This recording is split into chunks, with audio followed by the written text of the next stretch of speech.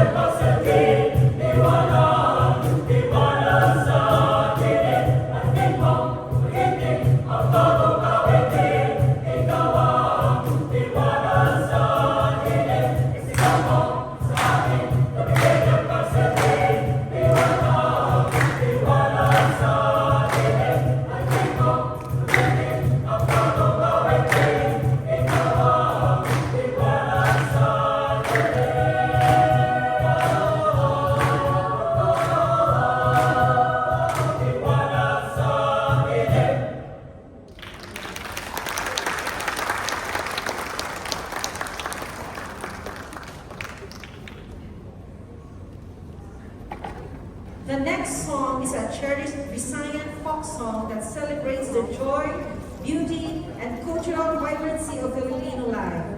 Arranged by George Hernandez, the song tells the story of a maiden from the mountains who joins a town fiesta, bringing with her the traditional balitao, a lively courtship dance and song passed down from her ancestors. Ladies and gentlemen, we give you Rosas Pandan.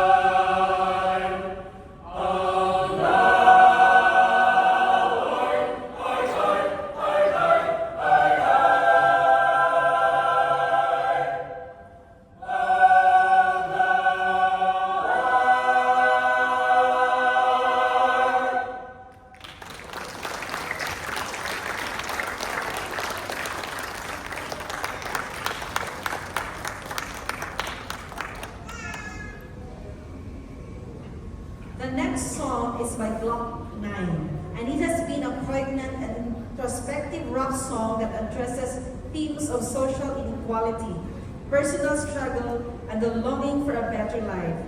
Through powerful lyrics and storytelling, Glock 9 reflects on the challenges faced by marginalized communities in the Philippines, particularly focusing on the struggles of those living in poverty. The title, which translates to chair in English, serves as a metaphor for the desire for stability and comfort in life. Arranged by Robinio Mendoza, this is Upuan.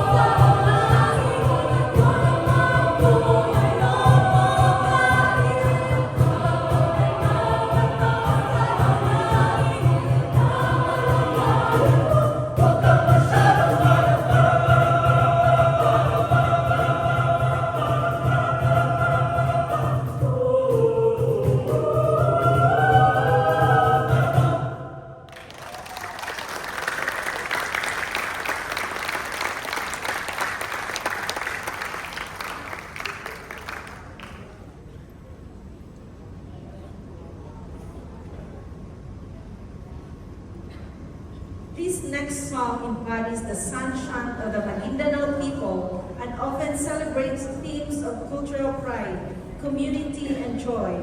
The song is known for capturing the warmth and vibrancy of Filipino folk traditions. This is a vibrant and uplifting folk song that celebrates the rich cultural heritage of the Philippines, particularly the tradition of community and togetherness. Arranged by Rodolfo de la Mente, this is Ilaw Gandangan. Ilay Gandangan.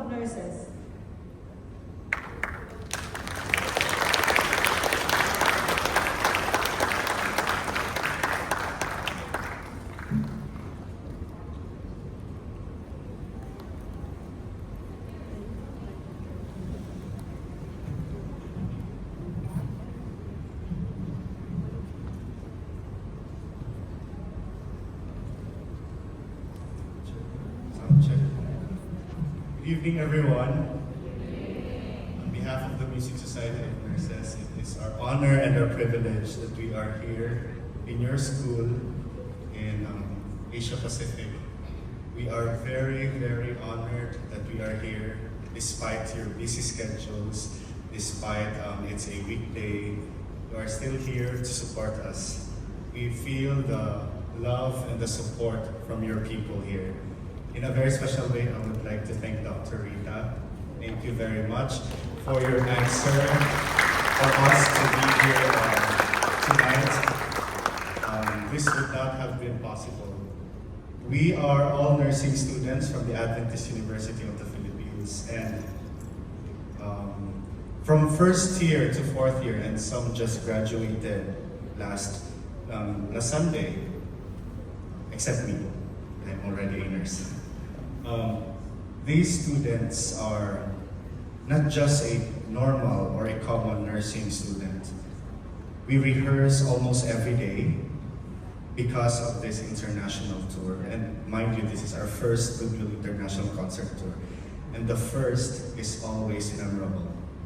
Thank you very much, Thailand, for being very, very hospitable and very, very accommodating towards us. These students enjoyed especially the food. They can't get enough of the food all over the place.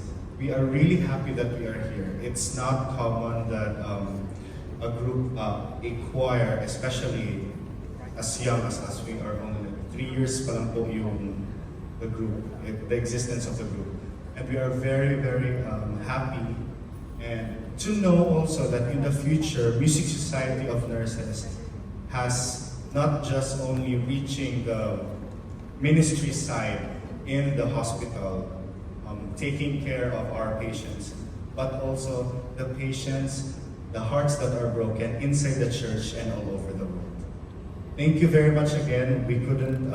This could not have been possible without your support. And as the director, I am very, very happy to see all of you. This is a testament that we should keep on doing what we love, especially in music.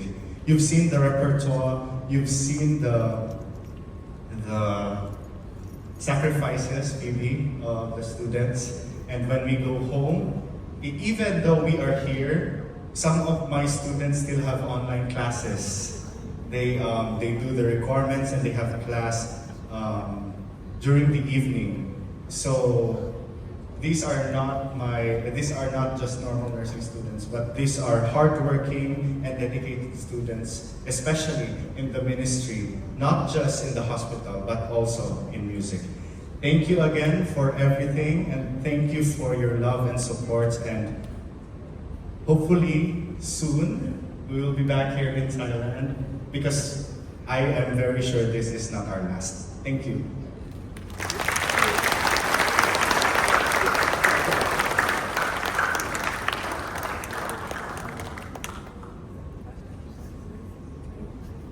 As Filipinos, we love to express our deep national pride and love for the Philippines. For the last song, which was composed by George Canseco and popularized by Cool Ledesma, is a song powerfully declares one's identity and loyalty as a Filipino, highlighting the values of courage, heritage, and devotion to the country. To end tonight's concert, the group will be singing and arranged by Ramon Molina Licauco Jr., Ako ay Pilipino.